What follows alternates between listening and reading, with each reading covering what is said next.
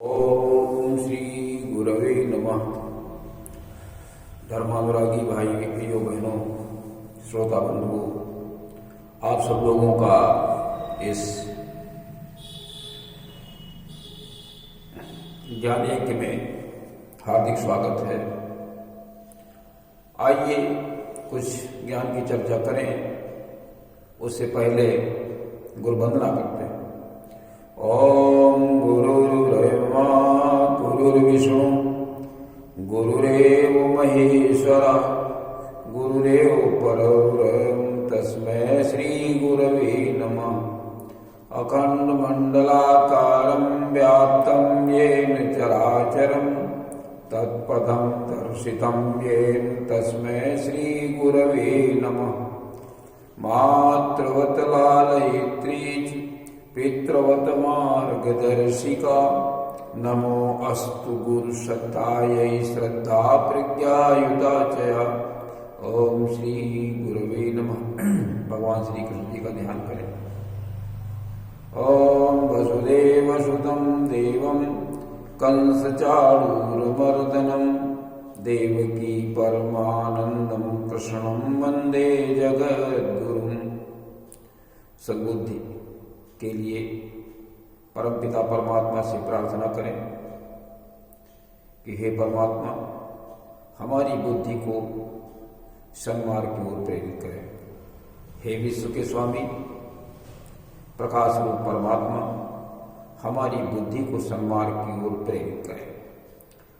ओम भूर्भुवः स्वः तत्सवितुर्वरेण्यं भर्गो देवस्य धीमहि धियो यो नः प्रचोदयात्।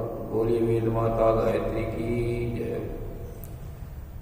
त्र्यंबकम भगवान का ध्यान करें, प्रार्थना करें कि हम सभी लोग स्वस्थ रहें।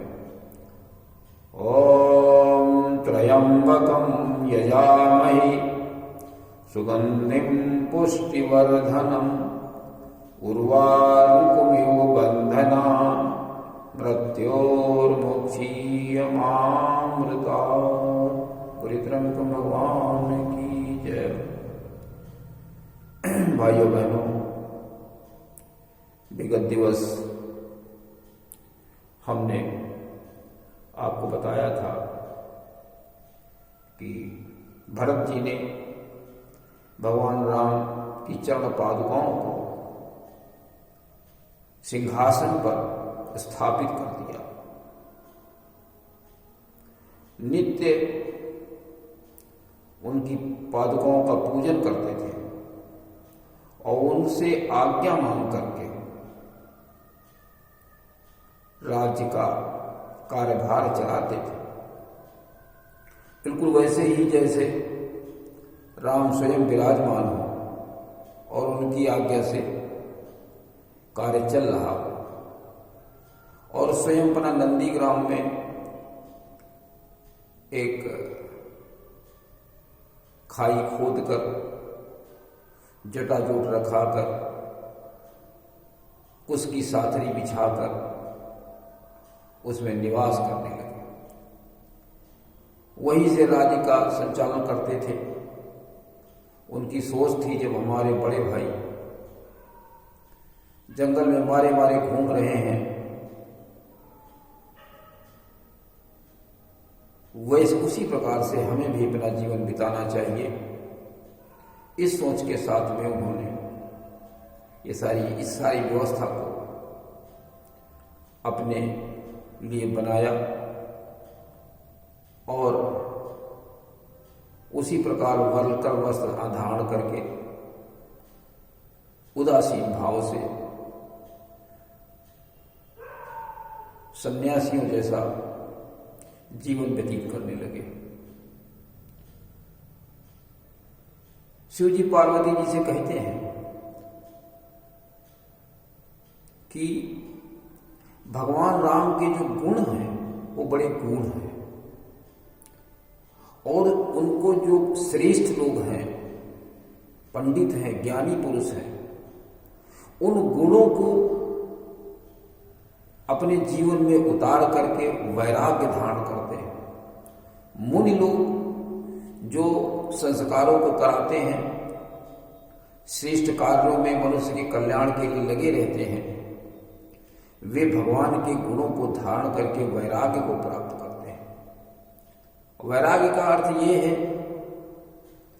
कि परमात्मा के गुणों को जन जन तक पहुंचाना, अपने परिवार को देखते हुए, उसको वैराग्य कहते हैं। परमात्मा के गुणों को अपने जीवन में हम धारण करें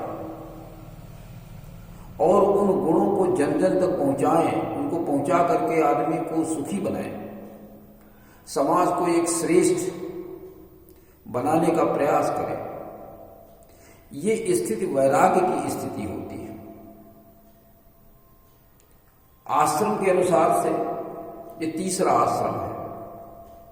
पहला आश्रम ब्रह्मचर्य, दूसरा गृहस्थ, तीसरा वानप्रस्थ। वानप्रस्थ को ही वैराग्य कहते हैं। वैराग्य मतलब ये नहीं होता घर छोड़ दें और हम बाहर घूमने लगे, परिवार छोड़ दें, वैराग्य कहा जाए, ये वैराग्य नहीं। घर को देखते हुए आधा समय हम घर को दें, आधा समय भगवान के गुणों का प्रचार प्रसार में लगाएं, इसको वैराग्य कहते हैं। और संन्यास आश्रम में घर का सारा काम समाप्त करके केवल भगवान के गुणों को ही जन जन तक पहुंचाने की स्थिति जब बनती है तो उसको संन्यास आश्रम कहते हैं। तो कहते हैं तुलसीदास जी कि उमा राम गुण गूढ़ पंडित मुनि पावहि बिरती, और पावहि मोह विमूढ़ जे हरित मुकन धर्मरत। तो पंडित और जो मुनि हैं वे भगवान के गुणों को धारण करके वैराग्य की स्थिति में आ जाते हैं। लेकिन जो विमूढ़ व्यक्ति है, विमूढ़ कौन? जो भगवान के न तो गुणों को धारण करते हैं न धर्म पथ पर चलते हैं, ऐसे लोगों को विमूढ़ की श्रेणी में रखा जाता है। तो वो अगर ऐसे लोग होते हैं तो क्या होता है, उनके जीवन में अंधकार आ जाता है, वे विकास नहीं कर सकते हैं, अंधकार में ही भटकते रहते हैं और अपने परिवार को, स्वयं को दुर्गति की स्थिति में लाकर खड़ा कर देते हैं। श्रेष्ठ लोग उन बुराइयों से दूर हो जाते हैं। उनको हम संसर्ति भी कहते हैं। जो बुराइयों का समुच्चय है उसको हम संसर्ति भी कहते हैं। तो जो भगवान राम के गुणों के अनुसार नहीं चलते हैं और न तो धर्मपथ पर चलते हैं, तो ऐसे लोग विमूढ़ होते हैं और बुराइयों में लिप्त हो जाते हैं। यजुर्वेद में लिखा गया, कुर्वन्ये वेह कर्माणि जिजी विशेष समा एवं तोई अन्यथो तोस्ति न कर्म लिप्यते नरे। जब परमात्मा के गुणों के अनुसार हम चलते हैं तो फिर बुराइयों में हम नहीं फंसते हैं। परमात्मा के कार्यों को करते हुए 100 वर्ष तक जीने की हम कामना करें, और ऐसा जब हम करते हैं तो बुराइयों में नहीं फंसते हैं। अब प्रश्न होता है कि धर्म पथ क्या है और भगवान के गुण क्या है? तो भगवान के गुण, पहला गुण जो परमात्मा के गुण हैं वही भगवान के गुण हैं, वही श्री राम के गुण हैं, वही कृष्ण के गुण हैं, वही शिव जी के, एक ही जैसे सबके गुण हैं। तो भगवान के गुण क्या हैं? अब प्रश्न ये खड़ा होगा। तो भगवान के गुण है कि पहला भगवान का गुण है पुरुषार्थी होना, परमार्थी होना, तपस्वी, अपरिग्रही, समदर्शी, भूतवत्सल, सत्य प्रतिज्ञ, इस प्रकार से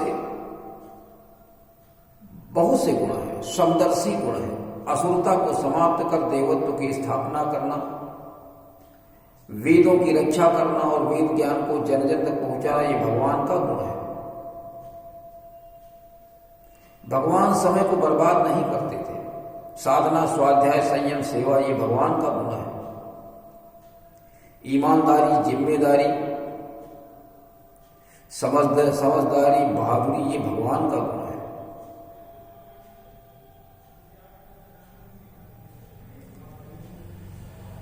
चारों आश्रमों का पालन करना, ये भगवान का गुण है। तो हम उसके अनुसार चलें। और धर्म पथ क्या है? धर्म पथ है हिंसा न करें, सत्य बोले, चोरी न करें, काम क्रोध लोभ से दूर रहें, परोपकारी बने, ये धर्म पथ है। तो जो न धर्म पथ पर चलता है, न भगवान के गुणों को अपनाता है, वो अज्ञान में फंस जाता है और अपनी दुर्गति करा लेता है। बाद में वो क्या चिल्लाता है, ये सब कुछ भगवान ने दे दिया।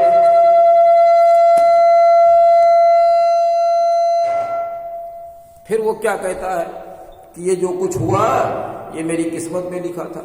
भगवान ऐसा नहीं कहते हैं। भगवान कहते हैं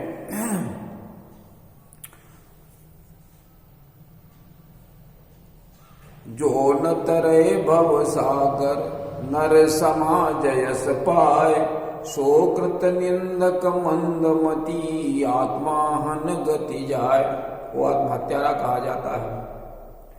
बड़ी भाग्य मानुष तन पावा, सुर दुर्लभ सद ग्रंथन गावा, साधन धाम मोक्ष कर द्वारा, पाइन जही पर लोक संवारा, सो परत्र दुख पावे, ओ सिर धुनि धुनि पछिताए, काल ही कर्म ही ईश्वर मिथ्या दोष लगा। ये सब दोष मिथ्या लगाते हैं कि ईश्वर ने ऐसा कर दिया, मेरे भाग्य में ऐसा लिखा था, कर्म में ऐसा लिखा। ये सब अपने कर्मों का फल होता है। तो इस प्रकार से हमें धर्म पथ पर चलना चाहिए, भगवान के गुणों के को धारण करना चाहिए, जिससे हम अज्ञान में न फंसे, बुराइयों में न फंसे। भगवान ने एक बार सोचा, सीता जी के पास गहने नहीं हैं, चलो हम पुष्पों के हम गहने बनाए। उन्होंने सुंदर पुष्पों का चयन किया और गहने पहना करके बड़े प्रेम से सीता जी को पहनाया। और स्फटिक शिला पर बैठे हुए थे। उसी समय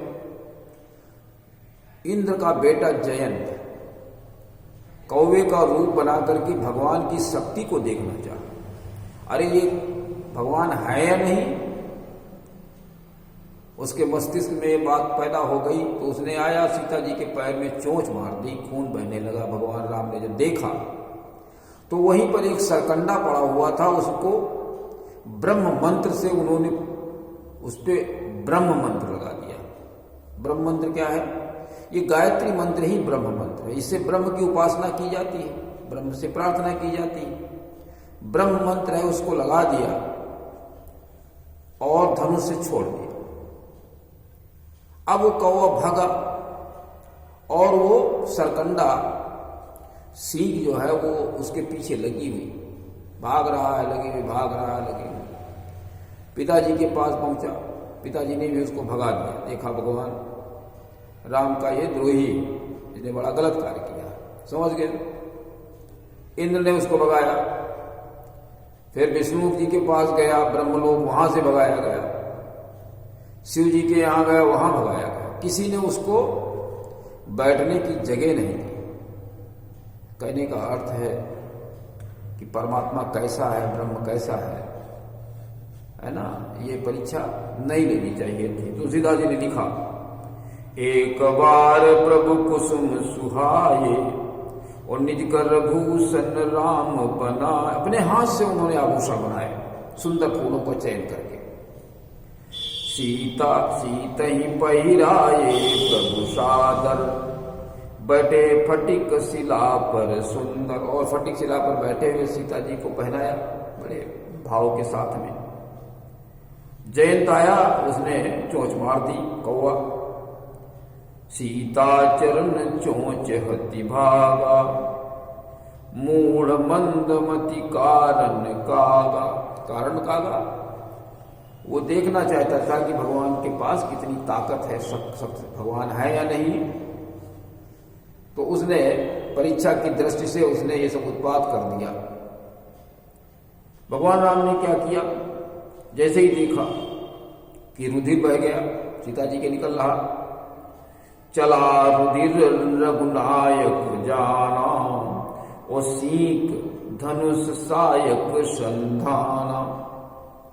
और सीख का वो बना लिया, बाण बना लिया और अपने धनुष के ऊपर संधान कर दिया। अब क्या हुआ, अब तो आफत हो गई।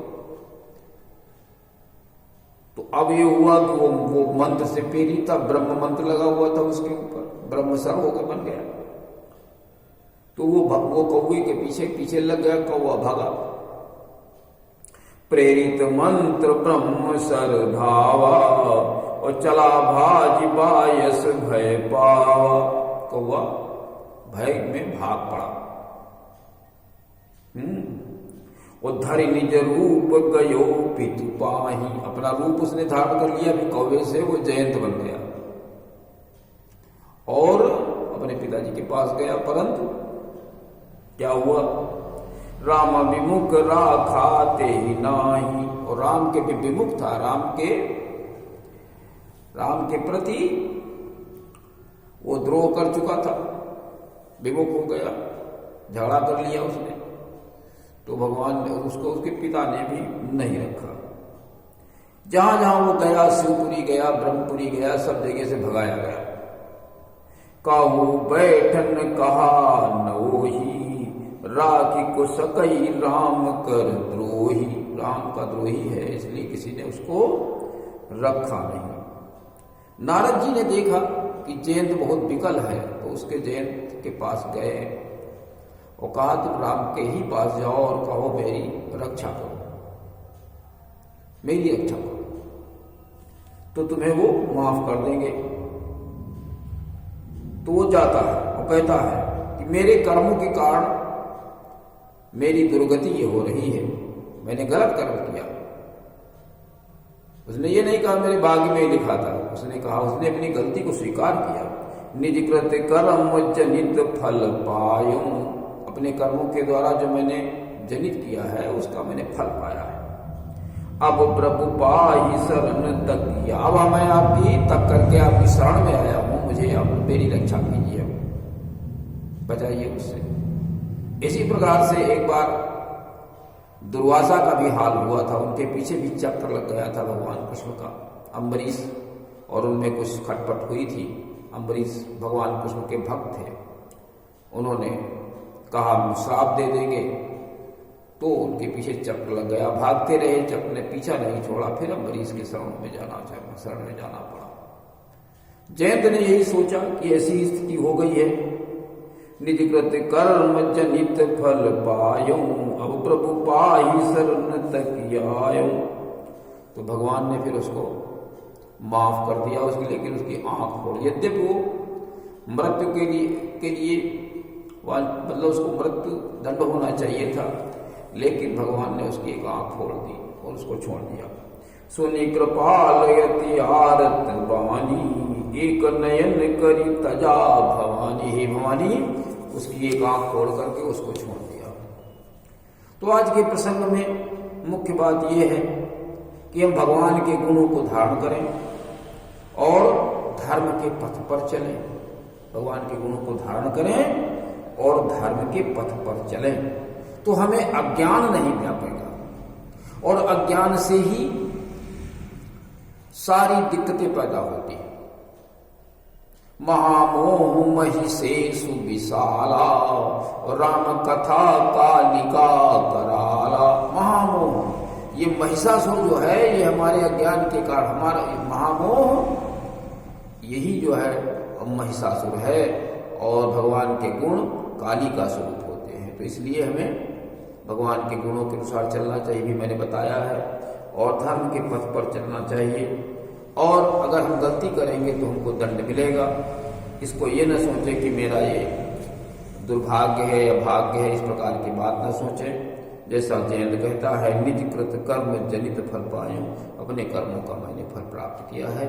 तो आज के तो आप सब लोग इससे प्रेरणा लेंगे, इसके अनुसार चलेंगे, अपने जीवन को श्रेष्ठ बनाएंगे। इसी के साथ में आज के कार्यक्रम का समापन। ओम शांति।